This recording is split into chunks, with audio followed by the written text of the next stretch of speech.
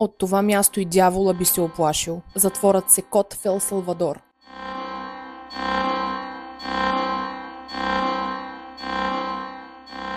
Центро де конфанимиенто дел тероризмо е един от най-големите затвори в света и най-големия затвор в Латинска Америка. Разположен е на 410 акра земя, което се равнява на 232 футболни игрища. Затворът е съставен от общо 8 модула, които побират 40 000 престъпници. Защо затворът Секот е едно от най-страшните места, в които може да попаднете?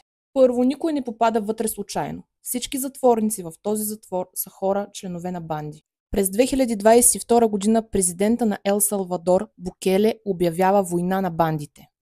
Това се налага, защото през 2022 година бандите в рамките на един уикенд 87 души. На практика държавата е била подчинена на бандите. Същата година президента Букеле обявява извънредно положение, което дава право на полицията да обескира, да задържа без заповед. Престъпниците нямат право на адвокат и биват веднага въведени в затвора. След събитията само за 2 месеца са арестувани 35 000 души. През 2015 година Ел Салвадор е на първо място по престъпност в света. След въвеждане на извънредното положение, престъпността спада с 50%. Нека да разберем кое му е толкова страшното на този затвор.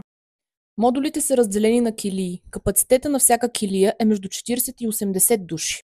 Леглата са метални, на 4 етажа, без одеяла, без матраци, без възглавници, без нищо. В килиите затворниците имат 2 тоалетни и една бетонена мивка, в която могат да се къпят. Нямат право на лични вещи, нямат право на лична кореспонденция, нямат право на посещения, имат на разположение за четене 2 библии във всяка килия. Всеки един от затворниците е по 24-часово наблюдение. Лампите никога не се изгасят. Ако някой се бунтува, бива въведен в карцера на затвора. Размерите на карцера са 3 на 2 метра. Вътре има бетонено легло, без възглавници, без нищо, бетонена мивка и тоалетна.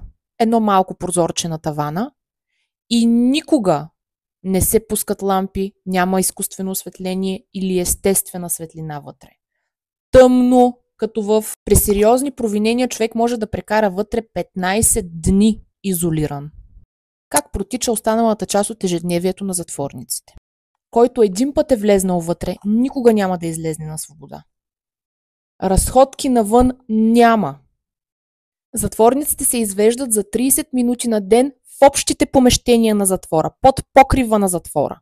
Правят упражнения, пеят религиозни песни, има хора, които работят за психичното им здраве. Хранят се в общите помещения 2 пъти на ден.